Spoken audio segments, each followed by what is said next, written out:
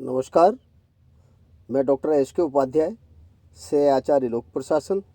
आज हम BA first year के फर्स्ट प्रश्न पत्र लोक प्रशासन के तत्व विषय के अंतर्गत सूत्र एवं स्टाफ अभिकरण विषय पर चर्चा करेंगे। हमारा टॉपिक है सूत्र एवं स्टाफ अभिकरण।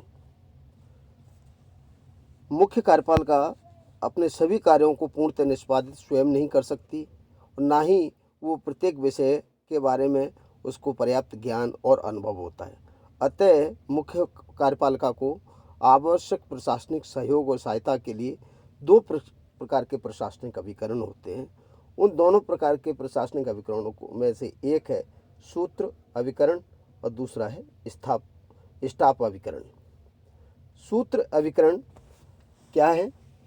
सूत्र अभिकरण भारतीय संदर्भ में समझें तो जनसाधारण तक बुनियादी सेवाएं पहुंचाने वाले तथा सरकार की नीतियों के क्रियान्वयन के लिए उत्तरदायी प्रशासनिक अभिकरण को हम सूत्र अभिकरण कहते हैं। यानी कि सरकार की नीति, कार्यक्रम, योजनाएं हैं, उनको प्रत्यक्ष जनता तक पहुंचाने वाले, जनता के मध्य सरोकार स्थापित करने वाले सरकारी अभिकरणों को या सरकारी एजेंसी को हम सूत्र या पंक्ति अभिकरण कहते हैं। सूत्र अभिकरण को हम दूसरे शब्दों में पंक्ति अभिकरण भी कहते हैं। जिस प्रकार से जैसे भारत के संदर्भ में अगर हम देखें तो ये जो सूत्र अभिकरण होते हैं वो सरकारी विभाग होते हैं, सरकारी निगम होते हैं या अन्य प्रशासनिक विशिष्ट संगठन होते हैं।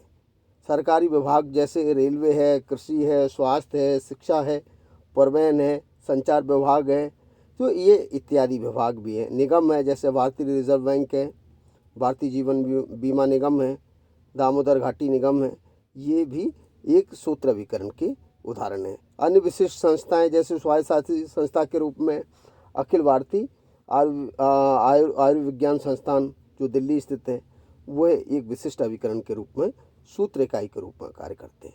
यानी कि सूत्र इकाई वह इकाई है जो सरकार के विभाग, मंत्रालय, लोक निगमों के रूप में कार्य करती हैं और सरकार के मुख्य दायित्वों और उनकी नीतियों के क्रियान्वयन से संबंधित होती है।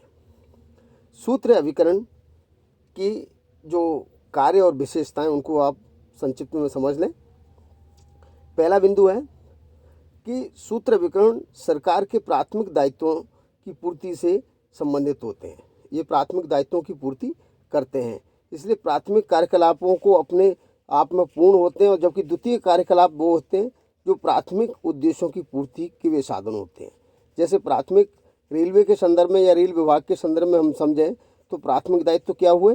प्राथमिक दायित्व से यहाँ संदर्भ हमारा होगा कि भारतीय रेल एक सूत्र अभिकरण है जिसका प्राथमिक कार्य है यात्रियों सामान को यहाँ से वहाँ यानी कि एक स्थान से दूसरे स्थान पर पहुँचाने का कार्य प्राथमिक कार्य है।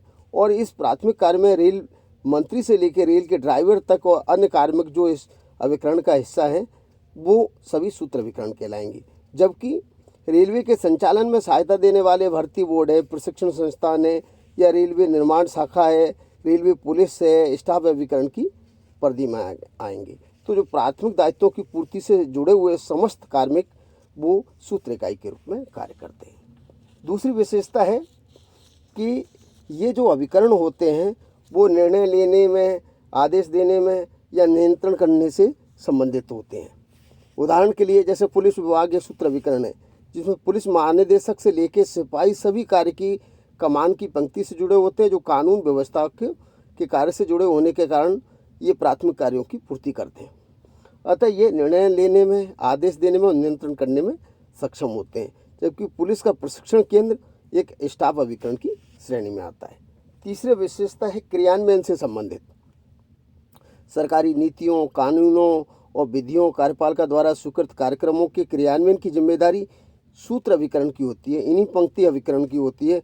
उदाहरण के लिए समाज कल्याण विभाग से संबंधित सभी सरकारी कार्यक्रमों के क्रियान्वयन की जिम्मेदारी कल्याण मंत्री और उसके प्रशासनिक अमले के पास होती है। अगली विशेषता है आम जनता से सीधा जुड़ाव। सूत्र अभिकरण जनता से प्रत्यक्ष जुड़े हुए होते हैं क्योंकि वो सरकारी सेवाओं को जनता तक प्रत्यक्ष उपलब्ध कराते हैं।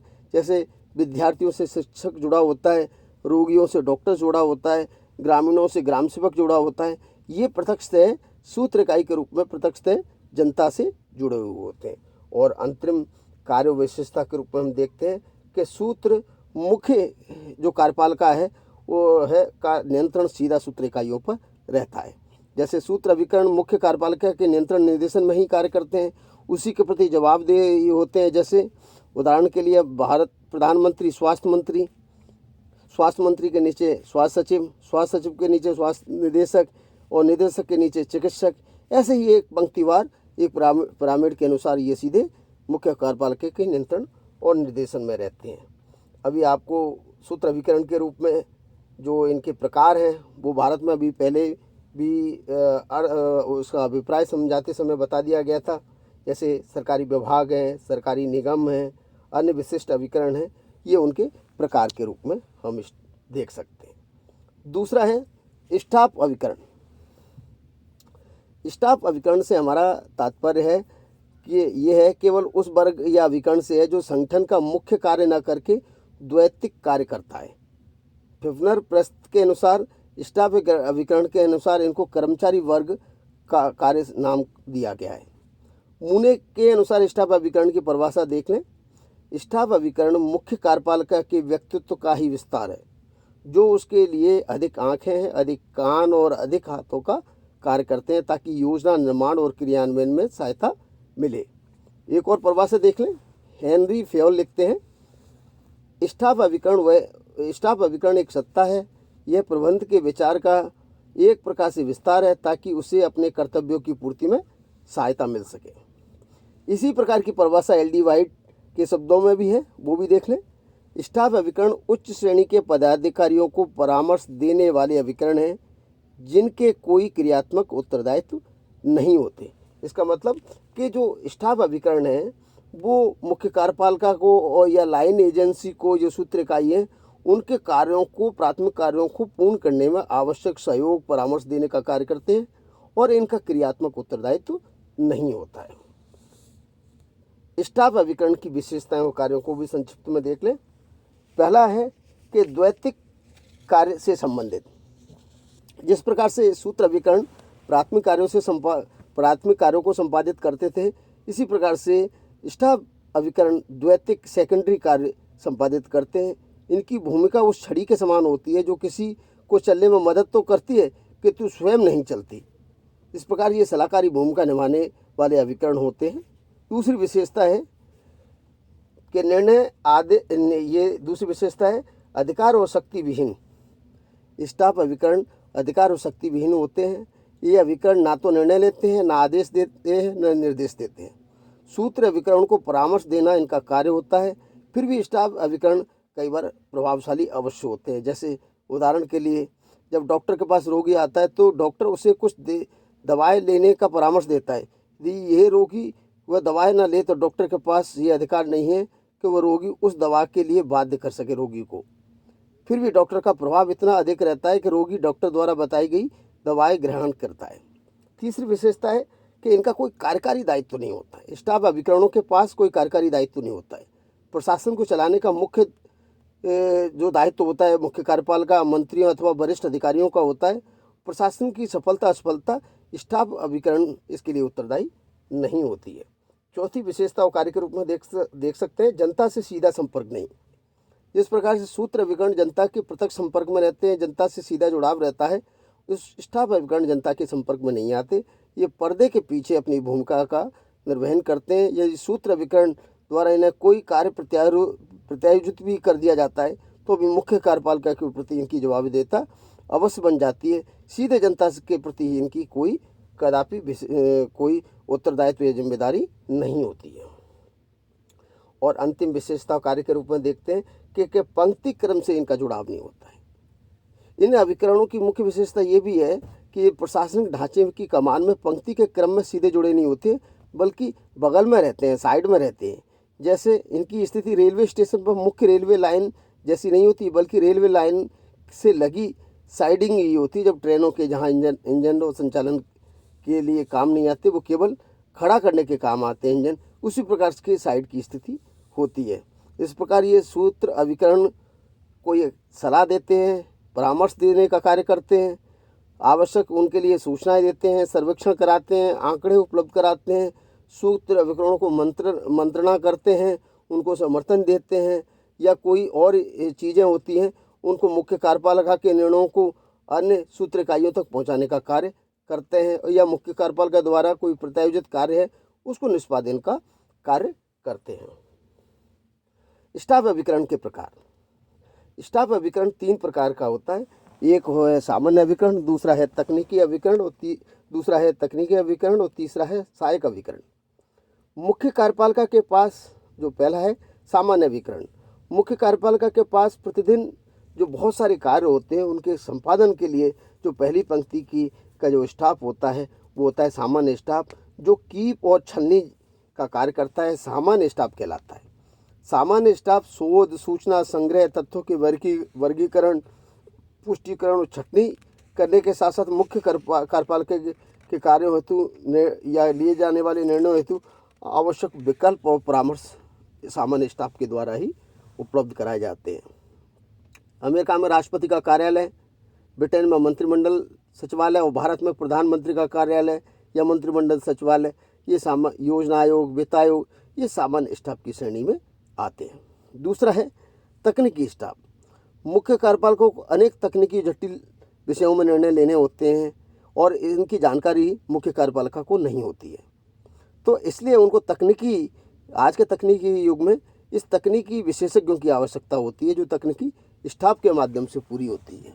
इसमें जैसे मुख्य कार्यपालिका को चिकित्सा, अभियांत्रिकी, परमाणु ऊर्जा, वित्त, बजट, आवासन, कृषि जैसे तकनीकी पहलुओं की जानकारी के लिए आवश्यक संबंधित चिकित्सक, इंजीनियर, वैज्ञानिक, अर्थशास्त्री, वास्तुकार, कृषि विशेषज्ञ उपलब्ध कराने की विशेषज्ञ की आवश्यकता होती है। और ये विषय विशेषज्ञ दोहरे दायित्व निभाते हैं। एक ओर तो मुख्य कार्यपालिका को तकनीकी परामर्श देते हैं, तो दूसरी ओर अपने विषय के क्षेत्र में तकनीकी कार्मिकों या कर्मचारियों पर आवश्यक अधीक्षण या नियंत्रण निर्देशन करते हैं। और तीसरा अभिकरण है स्टाफ अभिकरण के रूप में सहायक स्टाफ। सहायक स्टाफ सूत्र अभिकरणों के मुख्य कार्यों में सहायता प्रदान करने हेतु कुछ सहायक स्टाफ की आवश्यकता होती है और वो सहायक स्टाफ उनके सूत्र इकाइयों के मुख्य कार्यों को निष्पादित करने में आवश्यक सहायता और मदद करता है।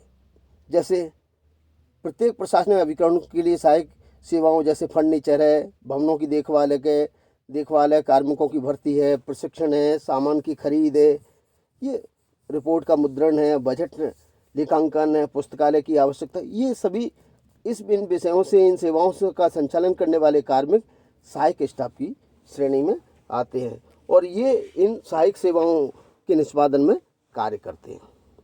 सूत्र एवं स्टाफ अभिकरणों में अंतर। सामान्यतः सूत्र स्टाफ अभिकरणों की सेवाओं में हम एक संक्षिप्त में इनके बीच में जो विद्यमान अंतर है उसको देख लेते हैं। पहला अंतर है, सरकार जो सूत्र अभिकरण है वो सरकार के प्राथमिक कार्यों की पूर्ति करते हैं, जबकि स्टाफ अभिकरण सरकार के द्वितीयक कार्यों को, सेकेंडरी कार्यों की पूर्ति करते हैं। दूसरा अंतर है, सूत्र स्टाफ निर्णय लेते हैं, आदेश देते हैं, निर्देश देने का अधिकार उनके पास होता है, जबकि स्टाफ अभिकरणों के पास अधिकार और शक्तियाँ विहीन होते हैं, इसलिए वो उनके लिए इस प्रकार के आदेश नहीं देते। तीसरा अंतर है कि सूत्र अभिकरण नीतियों कार्यक्रमों के संचालन की जिम्मेदारी उठाते हैं, जबकि स्टाफ अभिकरण इनके कार्यकारी इनका कोई जिम्मेदारी नहीं होती है। अगला अंतर है, सूत्र अभिकरण जनता से प्रत्यक्ष रूप से जुड़े होते हैं, जबकि स्टाफ अभिकरण जनता के प्रत्यक्ष संपर्क में नहीं आते बल्कि पर्दे के पीछे कार्य करते हैं। इसी प्रकार से सूत्र अभिकरणों पर मुख्य कार्यपालिका का सीधा नियंत्रण होता है, जबकि ये स्टाफ अभिकरण या सूत्र अभिकरणों की पंक्ति में नहीं बल्कि समानांतर कहीं जुड़े होते हैं, अतः इन पर सीधा नियंत्रण नहीं होता है।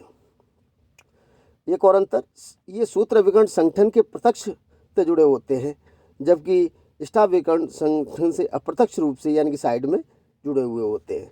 अगला अंतर है, सूत्र इकाइयाँ स्टाफ अभिकरणों की सहायता से निर्णय लेते हैं और उन्हें लागू करते हैं, जबकि स्टाफ अभिकरण अनुसंधान, परामर्श, तथ्यों के विचारों की अभिव्यक्ति के माध्यम से सूत्र अभिकरणों को आवश्यक निर्णय में सहायता या मदद करते हैं। और अंतिम अंतर है दोनों के मध्य, सूत्र अभिकरणों के कार्य स्वयं पूर्ण लक्ष्य होते हैं, साध्य होते हैं, जबकि स्टाफ अभिकरणों के कार्य सूत्र अभिकरणों के लिए एक साधन सिद्ध होते हैं। भारत में दोनों की स्थिति और पहचान। भारत में दोनों की स्थिति और पहचान एक स्पष्ट है, क्योंकि सूत्र इकाई और स्टाफ इकाइयों के मध्य विभाजन को सामान्यतः समझा नहीं जा सकता है, क्योंकि दोनों के बीच में जो प्राथमिक जो और द्वितीयक जो कार्य हैं वो उद्देश्य स्थिति के संदर्भ में होते हैं।